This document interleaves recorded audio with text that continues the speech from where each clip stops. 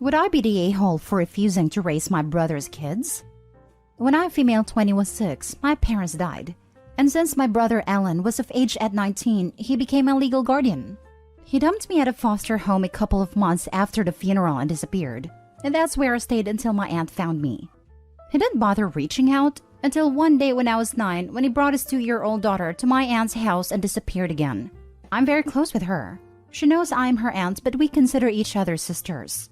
When I turned 18, I got access to my trust. I also got a house in Amsterdam, which is where I was born and raised until my parents passed. I traveled to see the house in mid-2022 and I loved it, so I decided to move back there. I didn't want to be separated from Mia, my niece/sister, female 13, so I moved with my whole family, Mia, aunt and uncle. My brother found out I'm back in Amsterdam. He is now poor as he spent all his money on stupid things.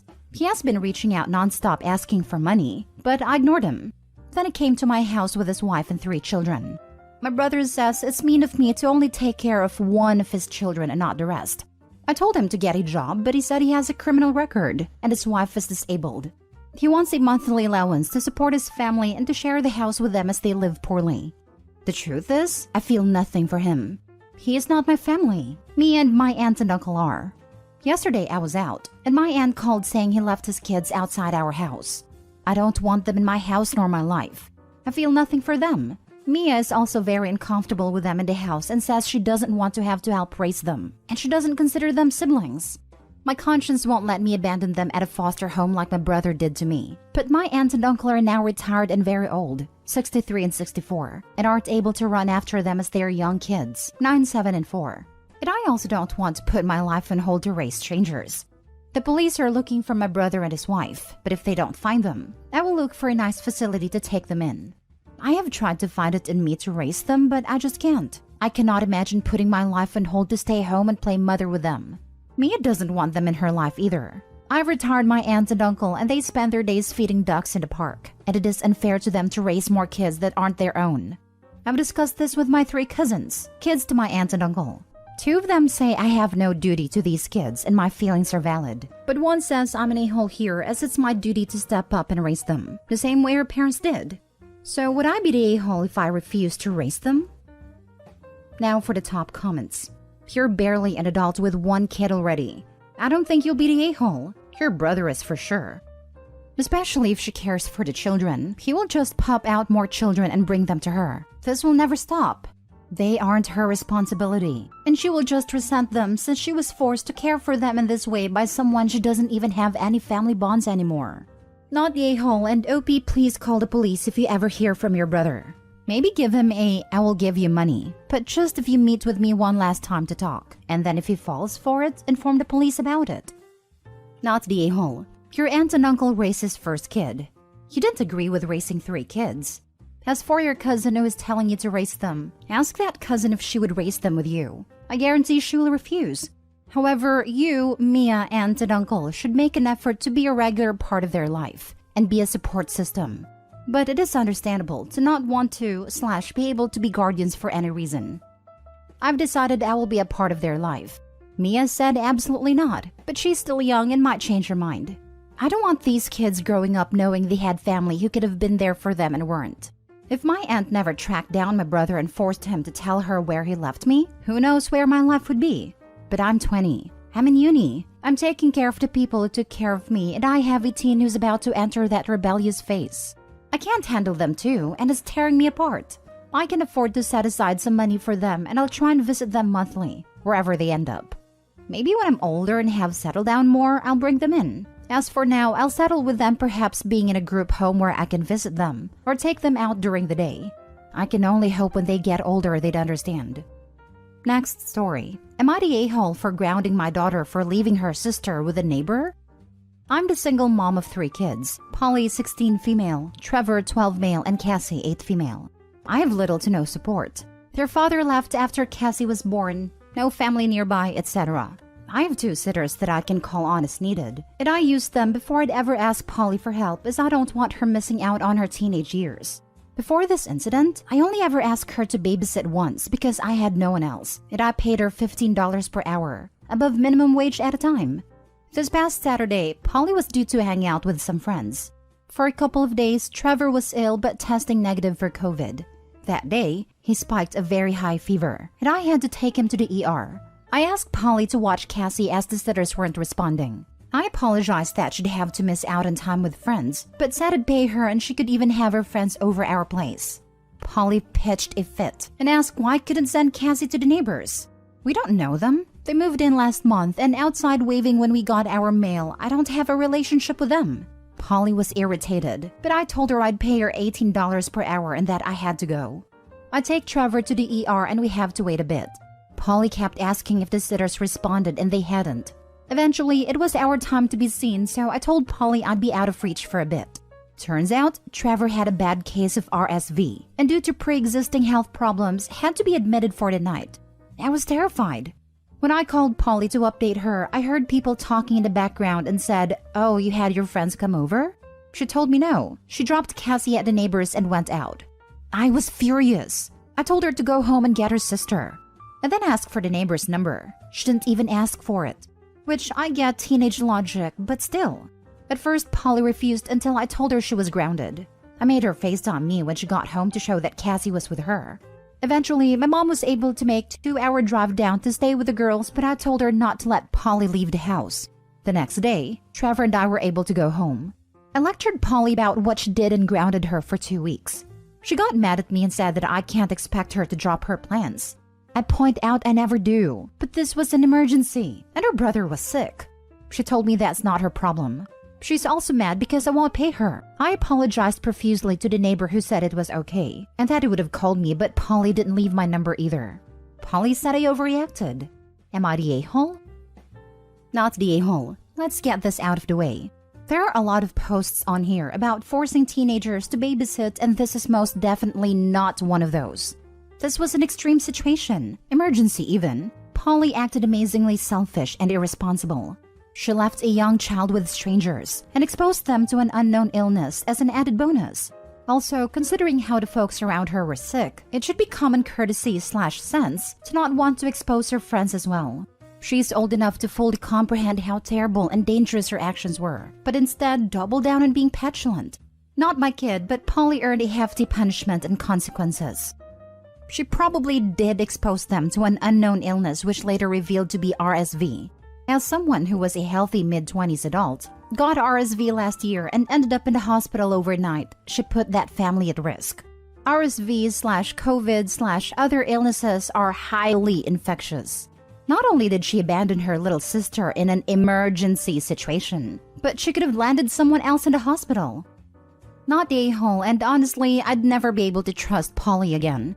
RSV can kill a kid, so God forbid something happened to your son. I don't know how I'll ever be able to trust her again. I never ask her to babysit as it is, but certainly won't ever again. Which unfortunately means she wins by acting horribly. Not necessarily. Opie, whenever you need a babysitter, have your oldest stay at home too. That should make it clear that teens who do kids off with strangers aren't old enough to be trusted alone. Not the a-hole. Next story. Am I the a-hole for giving my step-niece's gift to my niece? My brother remarried a few months ago. His new wife has a daughter, Sarah, who is around the same age as his daughter, Alina. My sister-in-law doesn't have a good job, so Sarah had a pretty tough life. Her birthday was about a week ago, so I decided to buy a laptop for her. I know she needs one for school, and they can't afford one. I explained to Alina that I'm giving Sarah a better gift, not because I love her more, but because Alina has everything she needs and Sarah doesn't. And she understood. At Sarah's birthday, I gave her my gift and she seemed very happy. However, I heard her bragging to Alina, telling her I don't love her. Alina kept telling her to shut up, but she kept going and I was furious. I asked Sarah to give the gift back and gave it to Alina. Her laptop was 3 years old, so she could use a new one. I told my brother that he doesn't dare take this away from my niece, and if he does, then he'd better remember to never ask me for any financial help again, which he does regularly. My sister-in-law got extremely angry and called me an a-hole and said I ruined her daughter's birthday. I told her her daughter ruined her own birthday and this punishment is well-deserved. I will never sit here and watch someone bully my niece. My sister-in-law and her daughter think I'm an a-hole, and I believe my brother agrees with them, but he doesn't say anything. Tough one. I think I'm going against the grain here by the looks of it. I think this probably was effective as far as teaching Sarah not to bully someone in front of a gift giver. But this whole situation is likely going to have caused even more resentment from Sarah towards Alina. I'm not sure that you'll have done either girl any favors as far as their relationship goes in the long run. You went out of your way to provide a very generous and thoughtful gift. You spoke with Alina and saw how understanding she was about the differences and need between herself and Sarah. It doesn't sound like, and to correct me, that Sarah's parents were stepping in to mediate the situation. Your gift was used by Sarah as a tool for bullying, saying Opie doesn't love you and the laptop symbolizes that. I think others are right that it was technically wrong to try to retract a gift that had been given, but seeing as that gift was being used to bully someone who you presumably feel protective over, I struggle to fault you for it. There were probably better solutions, but in the heat of the moment, you've removed the catalyst for bullying essentially. Perhaps it would have been better to keep hold of the laptop, rather than re-gift it in front of Sarah though. How old are your nieces? It sounds like they're of an age when they would understand the gravity of their words. I'm going to go not the a-hole for now, but curious to read more of the other perspectives here. Sarah has some important lessons to learn. Her brother and his wife must help her if they're incompetent parents. Maybe she made a mistake giving it to Alina. She wouldn't have caused any girl-on-girl jealousy if she came back, but it's done. Not the a-hole. It's appalling that Sarah isn't grateful and realized how lucky she is to have a new aunt who cares enough to buy her an expensive gift. The bragging just made it worse. Don't gift her anything good until she's learned her lesson, Opie. A lot of YTAs here. That's crazy. Didn't realize that just because her brother got married, she's just supposed to automatically care about these people. She gave the girl a gift. The girl then rubbed the gift in her niece's face to the point of tears. She then took back the gift and gave it to niece. Because why on earth would you want a boy to have a new gift from her? Not the a-hole, Opie. In all honesty, my real niece seems kind of cold, but also is true. You don't have to have a familial connection to in-laws, because that's what they are, in-laws. As in the only thing making you even remotely related is the law. Last story. Am I the a-hole for telling my brother's wife that she is a stuck-up witch? Context. This involves me, 25, my brother 32 male and his wife 27 female. When my brother met his wife 5 years back, all of us were very welcoming. But soon it was clear that she wasn't at all interested in being part of the family. Over the past 5 years, she's come to our family get-together like 6 to 7 times. It's always either my brother alone or my brother and my niece, 3 female. Initially, I would try to make plans with her, but she'd always reject it by saying that she doesn't go out much or that she doesn't like shopping or whatever. On a handful of occasions that she's attended our family gatherings, she's been very reserved and quiet, giving one-word answers, or just smiling whenever someone tries to strike up a conversation. Mostly, she makes some excuse and just doesn't show up. Because of this, my brother has also stopped attending the family gatherings as much as before. My parents are very disappointed with this, and my brother's absence makes them visibly upset. I've asked my brother about it and has always maintained that sister-in-law is very introverted and has social anxiety, and that is not gonna force her into doing something she doesn't like. Next week is our dad's 70th birthday, and of course my brother and his family are invited. This is supposed to be a grand event with all of our extended family going on a weekend trip. But yesterday, sister-in-law texted me saying that she won't be coming for the trip. The conversation went something like this. Sister-in-law, hey, I'm so sorry, but something urgent has come up and I won't be able to attend the event. Is it gonna be only your brother? Me, at least niece is coming, right? Sister-in-law, oh, I would love for her to attend, but she's saying that she won't attend without me. Me, then why don't you stop being a stuck-up witch for once and attend the event, since it would mean a lot to my dad if the entire family was there. Sister-in-law didn't respond after that.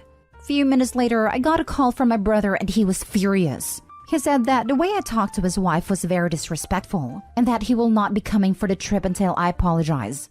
I refused to apologize because I felt this was long overdue. So now brother isn't coming for the trip.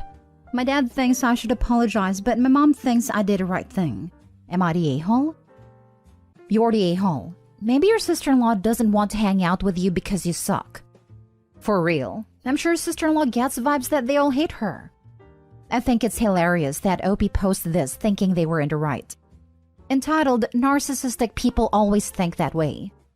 Info, where was she acting stuck up? Because I don't see it anywhere in this post. She wasn't. I'm pretty sure Opie and her family think she's stuck up because she isn't comfortable hanging out with them. You're the a-hole. As your brother said, his wife has social anxiety. You've now further alienated her by calling her a stuck-up witch. I sure as hell wouldn't want to go to a family gathering after being called that. This. Social anxiety can make it difficult to do necessary things like hold down a job, go grocery shopping, or even send texts or emails. If sister-in-law is expending her energy and trying to live her life and function enough to take care of her family and herself, I'm not at all surprised that she can't attend demanding family events. It's a matter of unable, not unwilling.